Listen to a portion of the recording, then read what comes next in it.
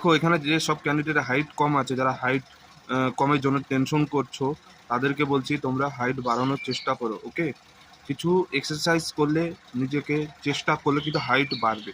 ওকে, একটা ভাইয়ের কমেন্ট ছিল যে 169 সেন্টিমিটার হাইট, তো 18 বছর 5 মাস। দেখো তোমার এই যে এজ তো 18 বছর হয়ে গেছে, এখন তোমার 1 সেন্টিমিটার কিন্তু হাইট বাড়াতে হবে, 1 থেকে 2 সেন্টিমিটার। ওকে, তো তোমার 170 সেন্টিমিটার হাইট লাগবে যদি তুমি জেনারেল কাস্ট হয়ে থাকো। ওকে, তো দেখো হাইট বাড়ানো কী করে বাড়াবে, কী করে হাইট ইনক্রিজ করবে, এর জন্য আমার অনেক ভিডিও কিন্তু আপলোড করা আছে, ওগুলো ভিডিওগুলো ওয়াচ করো। ঠিক আছে, কিছু না, তোমাকে সকাল আর বিকেলবেলায় রানিং করতে হবে। ওকে, সুইমিং করতে হবে, এক্সারসাইজ করতে হবে, স্ট্রেচিং এক্সারসাইজের দিকে বেশি ধ্যান দেবে।